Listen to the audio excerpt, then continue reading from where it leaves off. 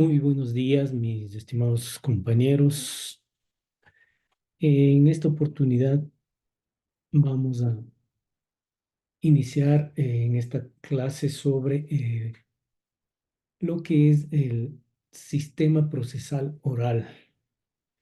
Ya en las clases anteriores habíamos visto los principios fundamentales y sobre todo aquellas garantías que corresponden al debido proceso. Hoy vamos a completar o a aclarar todas aquellas cosas que tienen que ver ya con el sistema procesal en sí mismo.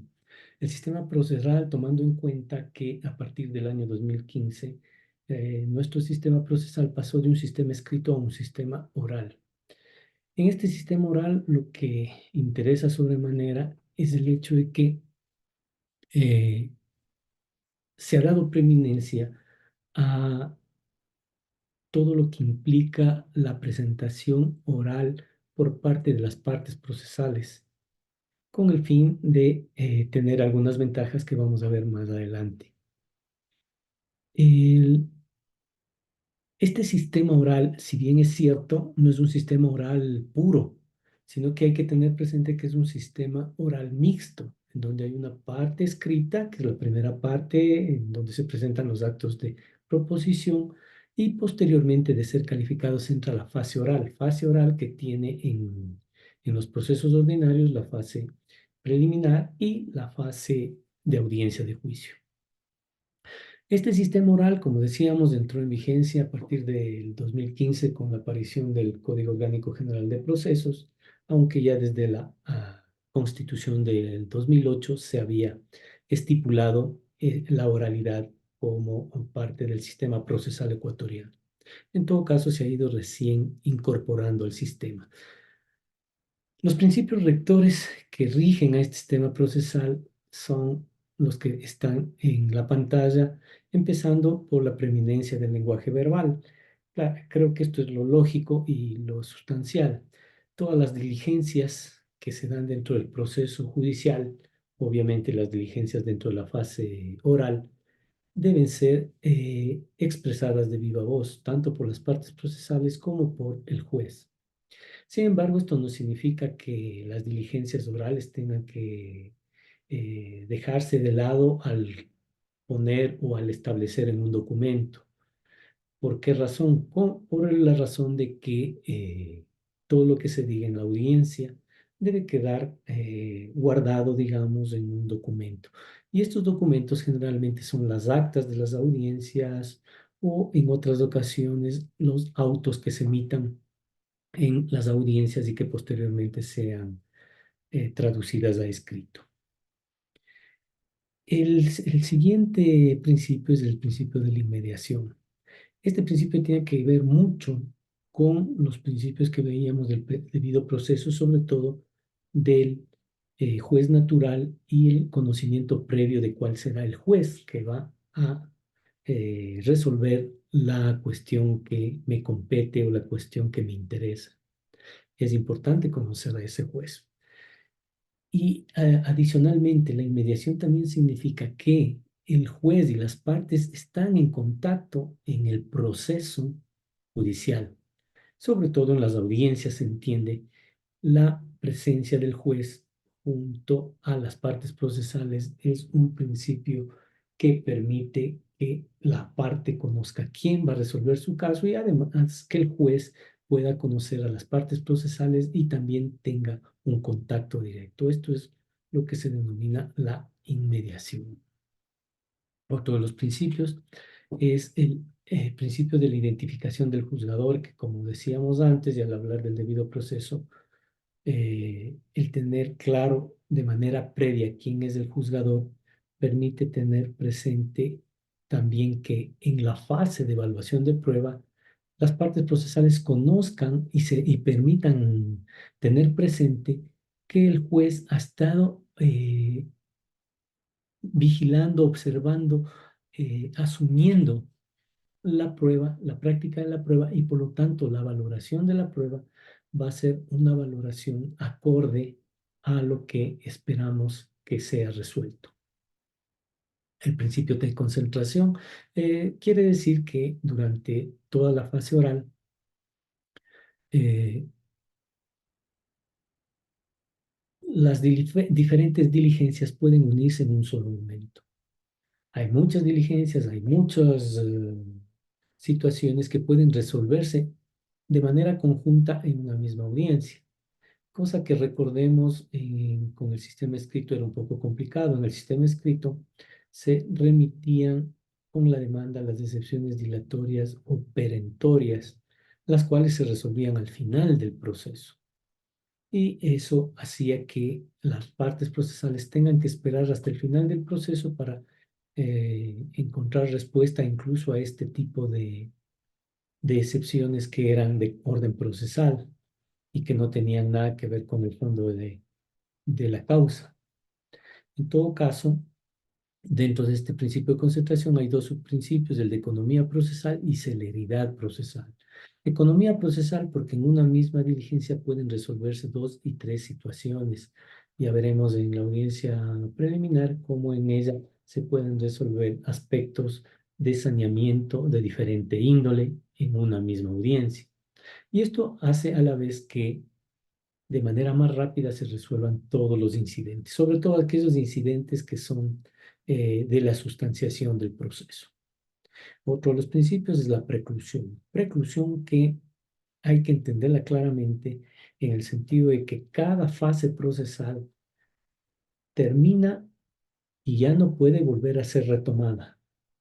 En cada fase procesal hay que cumplir las diligencias que la ley manda y una vez cumplidas se cierra esa fase y ya no puede retornarse a la misma. Esto es muy importante en las audiencias orales, toda vez que, sobre todo los abogados litigantes, tienen que tener presente que una vez que han expresado sus alegaciones correspondientes a tal o cual fase procesal y dicha fase procesal termina, al olvidarse de manifestar en la fase procesal respectiva lo que correspondía, se vuelve imposible retomar nuevamente para decir que se había olvidado una u otra cosa. Esto hace que estemos siempre atentos, tanto los jueces como los abogados que representan a las partes procesales, al momento del desarrollo de la audiencia. Es importante que en el desarrollo de ella estemos atentos para saber en qué fase procesal estamos y qué debemos decir y cuándo debemos decir tal o cual cosa. Además del principio de publicidad, este principio tiene que ver básicamente con el hecho de que todo proceso debe ser sometido al escrutinio público, al escrutinio de la sociedad. Y en ese sentido hay que dar las facilidades para que tanto las partes conozcan las resoluciones judiciales como también la sociedad, el foro pueda conocer las resoluciones de un juez a fin de poder tener claro la forma en que se resuelven ciertos casos. Las partes además pueden interrelacionarse y verifican las diligencias procesales de manera directa, toda vez que esto tiene que ver con el principio de inmediación que veíamos hace un momento. Ahí he puesto algunas de las normas del Código Orgánico General de Procesos que nos sirve para poder tener claro este principio.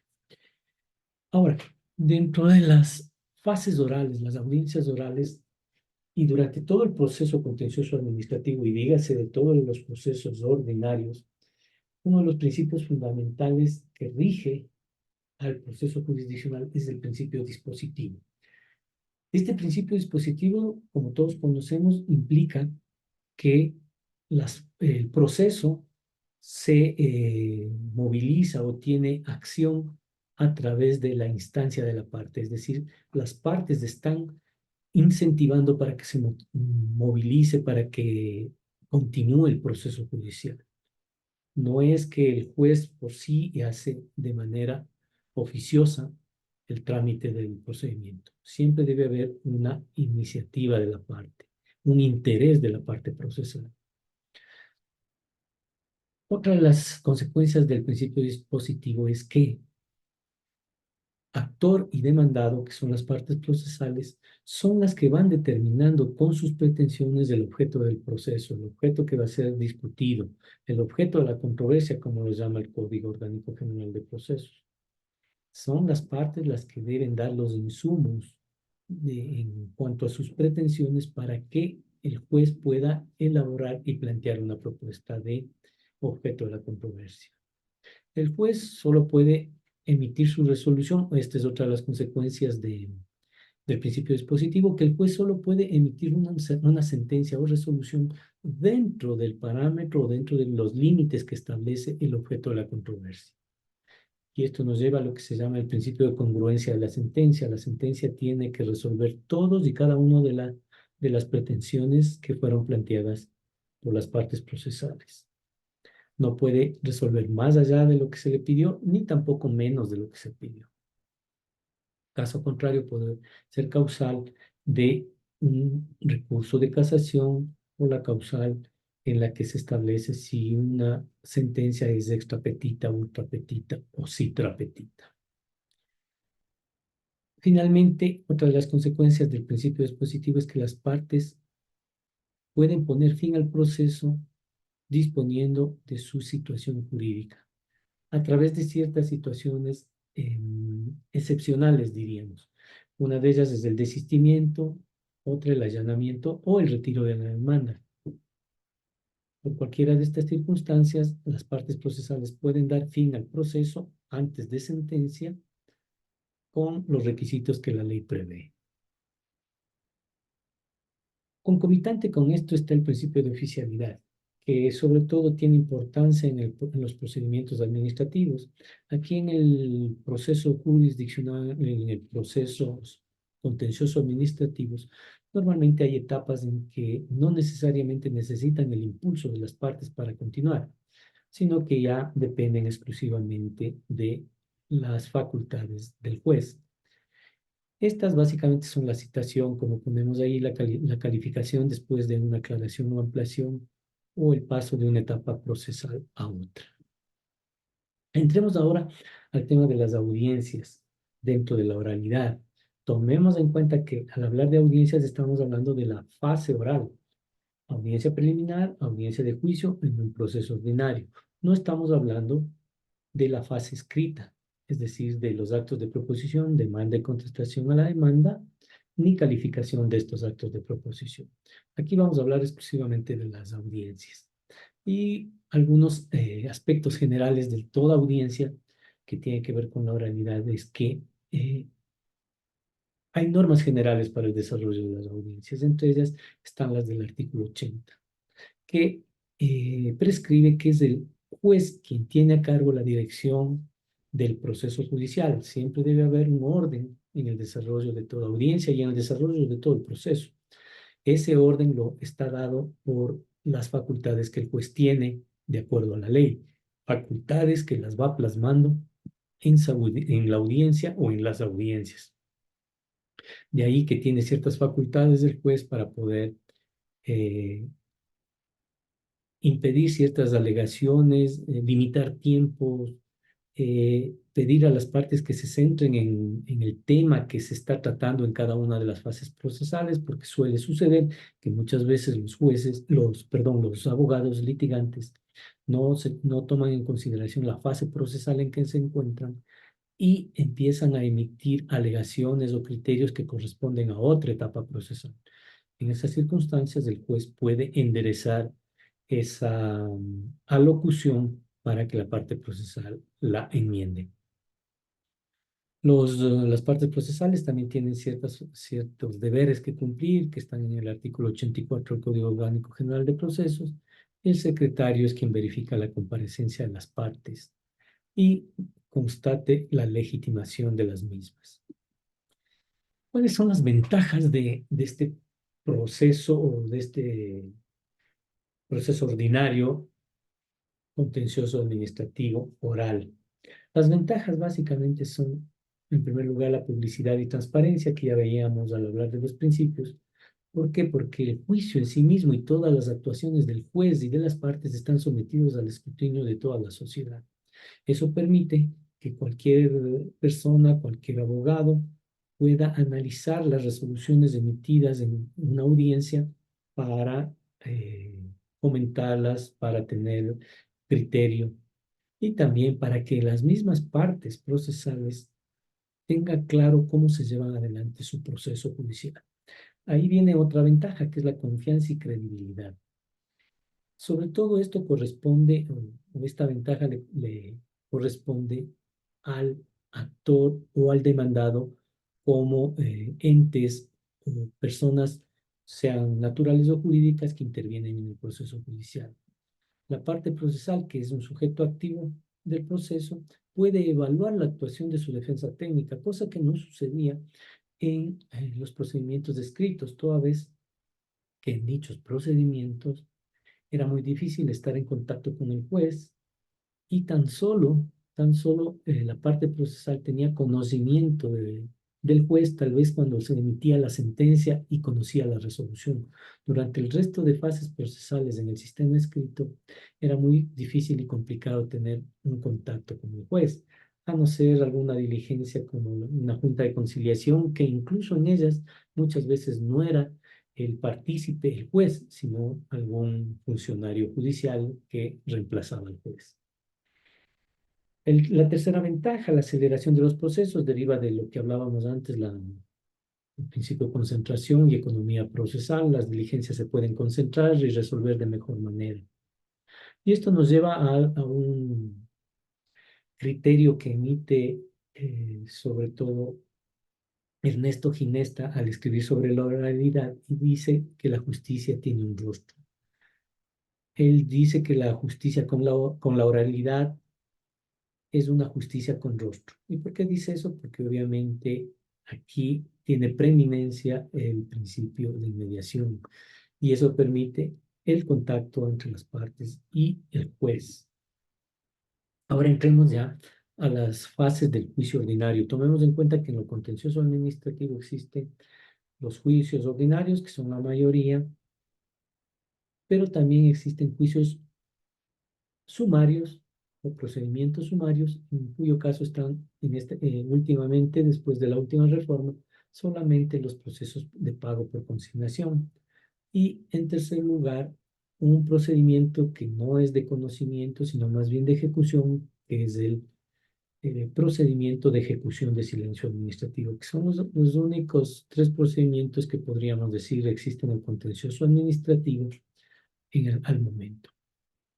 En la audiencia preliminar, que es la primera parte de todo proceso ordinario y de cualquier proceso ordinario, no solo contencioso administrativo, se rige por el artículo 294. Ahí básicamente el secretario hace la identificación del juez, la identificación de las partes procesales, se verifica la legitimación de las partes que estén en debida y legal forma habilitados para intervenir en la audiencia.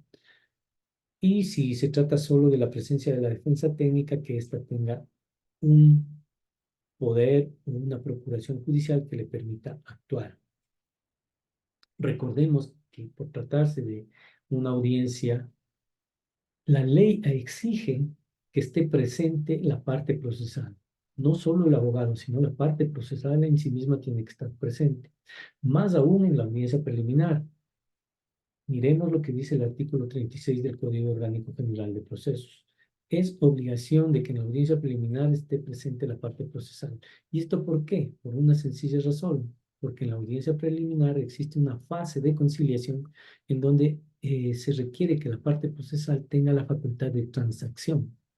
Y eso solo lo tiene el que es dueño del derecho, sea de acción o de contradicción.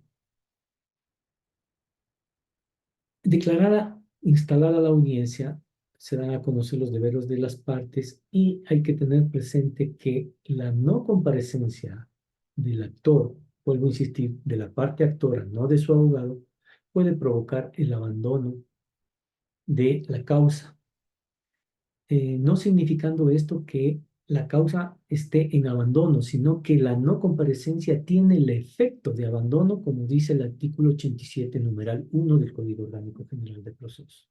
Esto es importante tener presente porque Muchas veces se cree que la no presencia de la parte procesal a la audiencia se convierte en abandono y eso no es así. La no presencia de la parte procesal se entiende que tiene el efecto de abandono, que es muy diferente. El abandono es una institución jurídica que está establecida en el artículo 245 y siguientes hasta el 249, me parece, del Código Orgánico General de Procesos. En la primera fase, bueno, la audiencia preliminar, primero tenemos que decir que tiene tres fases o subfases, diríamos. En la primera fase es una fase de saneamiento, una fase en donde se tratan de solventar ciertas situaciones procesales, muchas de las cuales pueden ser solventables o subsanables, y otras que si no son subsanables tendrán que llevar al archivo del proceso. Eso es lo que se denominan las excepciones previas. Entonces, por ello se concede en primer término la palabra a la parte demandada para que exponga estas excepciones previas, en donde va a hacer uso de su derecho a la defensa y en contraposición la parte actora va a hacer uso de su derecho a la contradicción a esas excepciones previas. Hay que tener presente que en esta fase de excepciones previas hay una parte en la cual debe haber un elemento probatorio o una fase, digamos, probatoria, porque pueden haber elementos probatorios para justificar estas excepciones previas o para contradecirlos si es la contraparte. Entonces, ese elemento probatorio debe ser practicado en este momento. No es que debe haber otra fase procesal de debate probatorio. No, aquí en la misma fase de excepciones previas puede plantearse la prueba, la práctica de la prueba y su contradicción. Alguien podría decir, pero es que se viola el derecho de la contradicción, el derecho a la defensa de la contraparte. No, el juez tiene que cuidar que el momento que se plantee, por ejemplo, una excepción previa, en la parte procesal que plantea la excepción previa, el demandado, pueda sustentar esa excepción con las pruebas que crea pertinente y las practica en ese momento. Inmediatamente que le concede la palabra a la contraparte, en este caso al actor, por el principio de contradicción, ese actor puede rebatir las alegaciones y puede rebatir la prueba que ha sido practicada en la excepción previa. Por lo tanto, no habría ninguna violación del principio de contradicción y del derecho a la defensa. Una vez concluidas estas fases, el juez debe emitir un auto interlocutorio en el cual se aceptan o se rechazan las excepciones previas y además se resuelve sobre aspectos de validez procesal. Esto significa que las partes procesales en este momento pueden haber planteado ciertas falencias respecto a deficiencias procesales que puedan producir nulidad, dígase ustedes competencia, dígase conformación del tribunal, etcétera, causales que están prescritas en el artículo 107 del Código Orgánico General de Procesos. De existir estas causales, el juez tendrá que declarar la nulidad y volver a la etapa anterior en que se produjo la nulidad conforme establece el mismo COGER. Inmediatamente se pasa a la segunda fase. En esta segunda fase, yo diría que es la parte más importante del proceso judicial. No se diga el proceso contencioso administrativo. En primer lugar, es el juez el que va a plantear un proyecto de objeto de la controversia. ¿Y sobre qué base lo hace? Sobre los actos de proposición. El juez debe haber revisado previamente cuál es la pretensión del actor y cuál es la pretensión del demandado. Con la conjunción de las dos, debe elaborar el objeto de la controversia, debe determinar cuál es el punto de discusión que quiere o que las partes han puesto a conocimiento del juez. De ahí que yo siempre les pido, cuando estamos en esta fase y hago en calidad de juez, les pido a las partes que escuchen con detenimiento el objeto de la controversia que plantea el juez, porque, ojo, el objeto de la controversia no es una potestad omnímoda y coercitiva del juez. No, el objeto de la controversia se la construye con las partes procesales y el juez. Muchas veces jueces incluso y también abogados creen que la determinación del objeto de la controversia consiste en una potestad irrevocable del juez, cosa que no es así. El juez tiene que elaborar y construir el objeto de la controversia con los elementos que le proporcionen las partes. Aquí tiene juego el principio dispositivo que hablábamos hace un momento. Por lo tanto, este objeto de la controversia es importante. ¿Por qué? Porque sobre él se va a discutir el resto de las fases procesales, tanto en la audiencia preliminar como en la audiencia de juicio. Entonces, sobre estos límites es que las partes se van a establecer o van a establecer sus alegaciones, y sobre este objeto es que el juez va a decidir y no sobre otra cosa. Se conceden las palabras a cada una de las partes procesales inmediatamente de que se ha fijado el objeto de la controversia para que hagan la fundamentación de su demanda y su contestación a la demanda. En esta primera alegación, en esta fundamentación, lo que hacen las partes procesales es plantear al juez su teoría del caso. Una teoría del caso general, básica, concreta, precisa. Aquí hay que trabajar mucho, sobre todo los abogados litigantes tienen que ser muy concretos y precisos. No vale divagaciones. Las ambigüedades provocan muchos problemas en esta fase procesal. Entonces es importante que se fundamente con precisión cada una de sus teorías del caso. Tal vez el elemento probatorio no es tan importante en esta fase, porque recién en la siguiente fase se van a determinar cuáles son las pruebas que van a ser practicadas en la audiencia de juicio. En este momento no hay todavía ni siquiera el anuncio de las pruebas. La ley en el artículo 294, numeral 4, establece como obligación del juez el promover una conciliación en esta fase, luego de que han fundamentado sus actos de proposición. Sin embargo, para el caso concreto nuestro de los procesos contenciosos administrativos, hay que ser enfáticos y decir que la mayoría de los procesos judiciales contenciosos administrativos son del orden de las acciones subjetivas o de plena jurisdicción. Por lo tanto, es la impugnación a un acto administrativo. Acto administrativo que está sometido al derecho público y por lo tanto está sujeto a todas las condiciones que rigen el derecho administrativo, razón por la cual no es susceptible de transacción. No es posible plantear, por ejemplo, si se impugna un acto administrativo, se impugna la legalidad de un acto administrativo, por ejemplo, se plantea caducidad del procedimiento administrativo y por lo tanto hay nulidad del acto administrativo. Tomando en cuenta que el tribunal hace un control de legalidad, es imposible que las partes puedan conciliar o mediar ahí.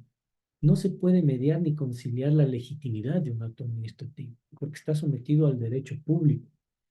El acto administrativo es una manifestación de la voluntad de la función administrativa que debe cumplir la ley. Entonces, el contencioso administrativo debe verificar que se haya cumplido esa ley. Y ese cumplimiento no puede estar sujeto a la conciliación, a la transacción de las partes. De ahí que en materia de contenciosos administrativos, este tipo de conciliación solo cabe en acciones de orden contractual, donde es susceptible esta conciliación. Y en la mayoría de casos, sobre todo como experiencia personal, tengo que decirles que en muchos casos eh, se envía los procesos judiciales que están en esta fase a los centros de mediación de la Procuraduría General del Estado. Habida cuenta que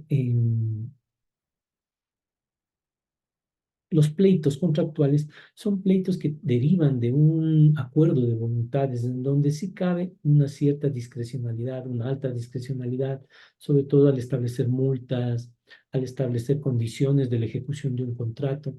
Hay o da cabida a poder conciliar, a poder transigir entre las partes. Y se manda a la Procuraduría General del Estado, al centro de mediación, más aún cuando la ley, el artículo 12 de la Ley Orgánica de la Procuraduría dice que las controversias con montos mayores a $20,000 necesitan la autorización de la Procuraduría para poder transigir.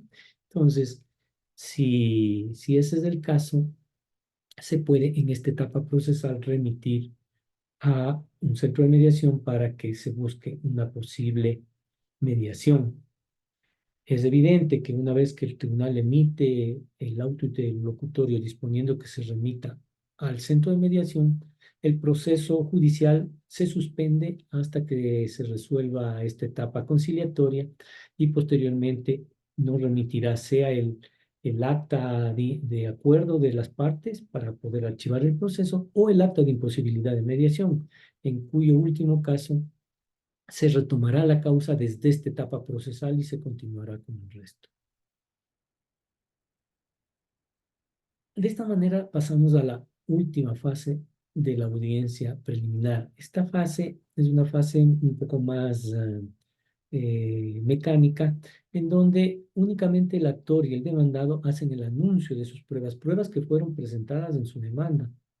Y si es necesario, solicita el cumplimiento de diligencias, sobre todo cuando se solicita acceso judicial o algún tipo de inspección o pericia. Cada una de las partes hace el anuncio que ya hizo o que presentó en su demanda para que por el principio de contradicción la contraparte pueda presentar objeciones a la prueba de la contraparte. Es decir, si el actor anuncia una prueba, el demandado, a su vez, puede plantear objeciones a esa prueba, objeciones que tienen que ver con la utilidad, pertinencia y conducencia de esa prueba. O puede tratarse también de aspectos de ilegalidad o constitucionalidad o algo respectivo al valor extrínseco de la prueba. No cabe aquí hacer alegaciones del valor de la prueba, de los elementos de valoración de la prueba. Aquí suele suceder que a veces se anuncia la prueba y cuando se dice o se hace alusión a la pertinencia y utilidad, muchas veces el abogado va a la valoración de la prueba y empieza a darle valor a la prueba respecto al objeto de la controversia. Ese tipo de alegaciones no caben. Finalmente, llegamos a la etapa de resolución. La resolución o sentencia en donde el juez, perdón, resolución que se traslada a un auto interlocutorio. Aquí solo cabe un auto interlocutorio porque es la última fase de la audiencia preliminar. En este auto interlocutorio, el tribunal resuelve admitiendo o negando la admisión de ciertas pruebas. Esta admisión o inadmisibilidad, según el caso, debe ser motivada por el juez de tal manera que las partes procesales conozcan por qué razón fue negada la admisión de tal o cual prueba. Y este auto interlocutorio es susceptible de recursos horizontales como el de aclaración, ampliación, reforma o la revocatoria, conforme establece el artículo 250, inciso, segundo inciso, y el 254 del Código Orgánico General de Procesos.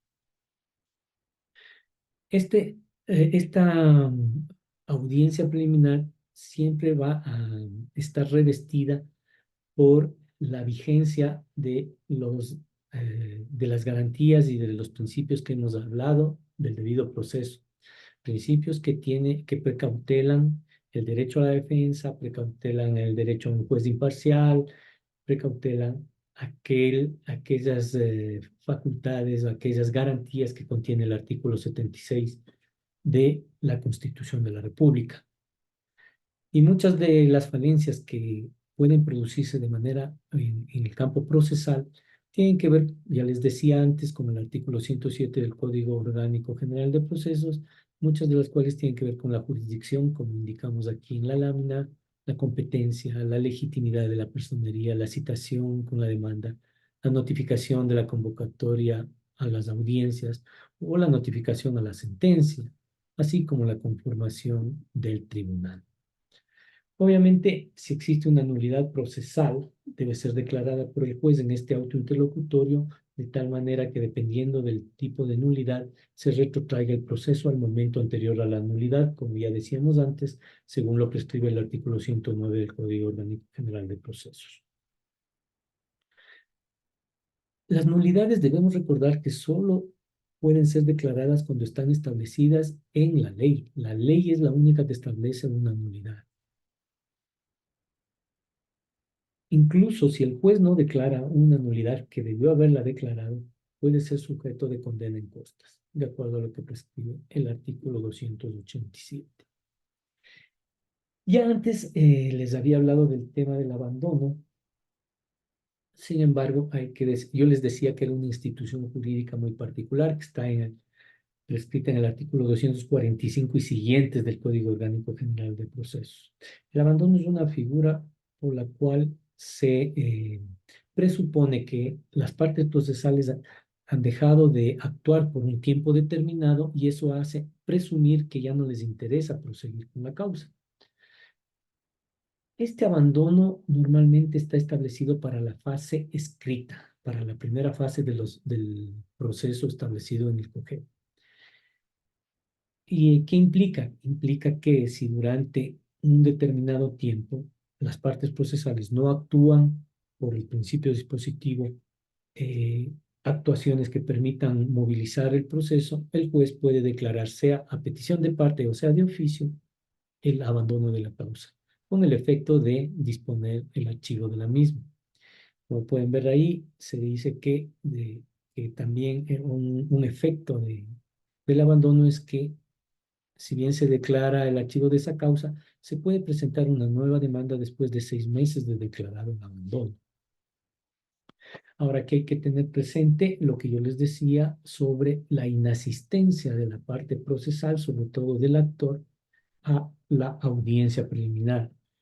En ese caso, no es que es la institución del abandono la que aparece, sino que es que la no comparecencia se le da el efecto de abandono, que así dice el artículo 87, numeral 1. Se da el efecto de abandono. Ahora podemos pasar a hablar de la audiencia de juicio que se produce una vez establecidos los elementos probatorios que han sido aprobados o que han sido admitidos. Asimismo, se declara instalada la audiencia de forma similar a lo que sucedió en la audiencia preliminar y se procede inmediatamente a los alegatos iniciales. En estos alegatos iniciales, las partes procesales deben plantear al juez su teoría del caso, desde su punto de vista, para finalizar su intervención indicando el orden en que desean practicar la prueba. ¿Por qué decimos el orden? Porque puede ser que su teoría del caso requiera, por estrategia procesal, presentar una prueba que fue anunciada posteriormente al resto de pruebas. Entonces, hoy es el momento en el cual pueden las partes indicar en qué orden quieren la práctica de la prueba. Una vez que se hace estos alegatos iniciales, entra la fase de práctica de la prueba. En esta fase de práctica de prueba, es importante que cada una de las partes procesales eh, realicen la práctica de la prueba conforme al medio de prueba que corresponde. Y eso está establecido en el artículo 196 del COGEP, como indicamos ahí. Eh, sobre esto quisiera hacer una acotación muy clara y concreta. Hay que tener presente que eh, la mayoría, casi el 99% de las pruebas en contencioso administrativo son de orden documental. Recordemos que el contencioso administrativo hace una revisión, hace un control de legalidad de actos administrativos en la mayoría de casos. Y ese control de legalidad siempre provienen de un expediente administrativo. Expediente administrativo, que cabe la aclaración, no es una prueba en sí mismo. El expediente administrativo, como ya les había dicho en una clase anterior, el expediente administrativo contiene pruebas, pruebas que pueden ser sacadas de este expediente administrativo para ser utilizadas en el juicio. Entonces, cada parte procesal deberá eh, hacer lo que dice el numeral 1 del artículo 196 en tratándose de documentos. En primer lugar, tendrá que indicar cuál es la prueba, identificar esa prueba, indicar en qué foja consta para que la otra parte procesal la conozca, exhibirla si está en una audiencia presencial o indicar la foja en que consta si está en una audiencia telemática e inmediatamente leer solo la parte pertinente, no leer todo el documento. El abogado litigante tiene que ser tan meticuloso, tan juicioso, de poder determinar en el texto cuál es la parte que contiene el hecho que quiero probar, el hecho que quiero transmitirle al juez para que tenga presente al momento de resolver. Esto es importante porque muchas veces hay abogados litigantes que al momento de practicar la prueba, sobre todo documental, empiezan a leer desde el inicio hasta el final, cosa que no es prudente y no es una buena práctica procesal. Eso demuestra una deficiencia en el conocimiento de la práctica de la prueba documental. Finalmente se hacen los alegatos finales y se emite la resolución oral en la sentencia. Resolución oral que en ese momento puede ser que no tenga todos los elementos motivacionales. Recuerden que de acuerdo al artículo 93 del Código Orgánico General de Procesos, la sentencia será luego transcrita a un documento escrito con la motivación en extenso, pormenorizada, para que las partes procesales la conozcan y será notificado a sus casilleros judiciales y puedan practicar o poner en juego los recursos que crean prudentes. Eh, Ahora quiero solamente topar a grosso modo lo que es la audiencia de ejecución de silencio administrativo. Yo les había dicho que hay tres procesos, tres tipos de procedimientos en lo contencioso administrativo. Les decíamos el ordinario, que es el que habíamos visto. El sumario no tiene mayor dificultad porque es una audiencia única en donde se unen las dos audiencias, la audiencia preliminar y la audiencia de juicio, en lo que se llama la parte preliminar y la segunda fase en dos fases dentro de la misma audiencia. No tiene mayor relevancia, pero sí la audiencia de ejecución de silencio administrativo. Esta audiencia, y recordemos que anteriormente, con la vigencia de la ley de la jurisdicción contenciosa administrativa, eh, si bien existía el silencio administrativo, no había un procedimiento para su ejecución, sino que dentro de un proceso ordinario, de un proceso común y corriente, un proceso de conocimiento, se seguía esta ejecución de silencio administrativo. Entonces, obviamente, ahí había una fase hasta de prueba, cosa que no cabía o no cabe en una ejecución. En todo caso, no era, o el sistema de la ley de la jurisdicción contenciosa administrativa no permitía hacer esta diferenciación a cabalidad. La diferenciación se fue dando por la vía jurisprudencial, de ahí que vía jurisprudencia se sacó incluso una resolución respecto al silencio administrativo, indicando que, por ejemplo, esto me parece que es del año 2015, que, por ejemplo, el silencio administrativo se lo puede plantear dentro de 90 días como si se tratase de una acción subjetiva. Sin embargo, tomemos en cuenta que posteriormente, con la vigencia del COA, cuando aparece el COA reforma el artículo 327 del COGED, que hacía alusión a los procedimientos del contencioso administrativo. Y crea este procedimiento de ejecución de silencio administrativo, indicando que es un procedimiento de ejecución, diferenciando de los procesos de conocimiento. Procesos de conocimiento, todos los otros, incluido el sumario, y proceso de ejecución, este de silencio administrativo. Y el momento en que hace esa distinción el COA, los procedimientos de ejecución pasan o dejan de ser sujetos de recurso de casación. Tomemos en cuenta que la ejecución o los procesos de ejecución no son susceptibles de casación, así lo dice el artículo 266 del COGEP. Y esto es lógico, porque si se trata de ejecución no hay disputa, no hay no hay un juicio contencioso. Y si no hay juicio contencioso, lo único que tiene que hacer el tribunal en el caso del silencio administrativo es establecer si hay la posibilidad de ejecutar ese acto presunto o no ejecutar. Por eso es que ahí ponemos que el juez concede la palabra al peticionario para que explique si el acto presunto es regular, y si es regular y está contenido en el título de ejecución, ¿por qué debe ser ejecutado? De otra parte, se le concede la palabra a la entidad pública, que es la que rebate este criterio para que demuestre si no existe tal regularidad, es decir, si el acto administrativo no es regular o infringe alguna norma que provoque nulidad del presunto acto administrativo. De ahí que, de ahí que este tipo de procedimientos termina únicamente diciendo si el acto administrativo es ejecutable, el acto presunto es ejecutable o no es ejecutable. Si es ejecutable, dispone la ejecución. Si no es ejecutable, dispone el archivo de la solicitud o petición. Vean ustedes que aquí no hay demanda, aquí hay una petición. Vean también que aquí no hay una resolución o sentencia. Aquí no hay sentencia, ¿por qué razón? Por lo que acabamos de decir, no es una disputa, no es una controversia entre partes, sino es una determinación de si el acto presunto es ejecutable o no es ejecutable. Por eso se resuelve en auto interlocutorio. Obviamente aquí también hay otros criterios de otros autores, por ejemplo, Andrés Moreta, quien dice que la ejecución de silencio administrativo, siguiendo líneas jurisprudenciales, debe ser conocida en un lapso de 5 años por tratarse de otras causas eh, contenciosas administrativas que no son ni acciones subjetivas ni acciones objetivas. Y por lo tanto, al corresponder a otras causas, como dice la ley, corresponde a un tiempo de 5 años.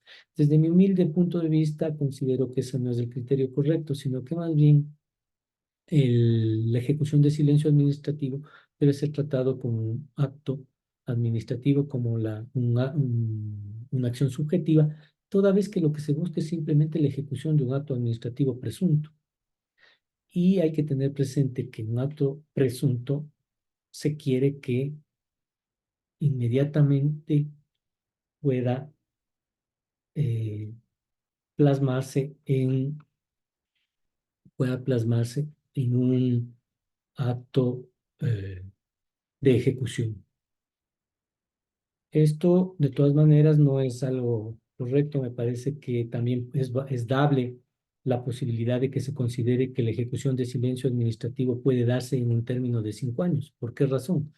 Porque recordemos que si se trata de un proceso de ejecución, la ejecución se habla, por ejemplo, cuando se va a ejecutar una sentencia, y una sentencia puede estar durante mucho tiempo en posibilidad de ser ejecutada, pero cuando la parte procesal requiere la ejecución, puede haber pasado un buen tiempo. Entonces, puede darse dentro de los 5 años.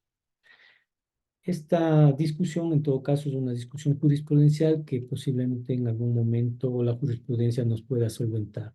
En todo caso, me parece que tanto la posibilidad de que este tipo de acción de silencio administrativo pueda plantearse dentro de los 90 días o dentro de los 5 años no está cubierta por la jurisprudencia y cada una de ellas tiene sus alegaciones y sus sustentos para validar. Esto, en todo caso, es lo que quería presentarles en esta oportunidad, en esta clase, y motivarles para que en las próximas clases ya vamos a entrar en los temas de argumentación, en donde vamos a ver elementos que nos permitan visualizar eh, la forma en que deben motivarse no solo las resoluciones judiciales, sino también las resoluciones y actos administrativos en fase administrativa, porque ellos también están sujetos a la motivación, a esa garantía constitucional que es la motivación contenida en el artículo 76, numeral 7, literal L. De ahí que en las próximas oportunidades empezaremos a ver esta institución, estos aspectos que nos ayudarán a entender de mejor manera estos criterios. Por lo pronto, creo que es lo que tenía previsto para hoy. Les agradezco su presencia y les invito a estar presente en la próxima clase que tengamos en la siguiente semana.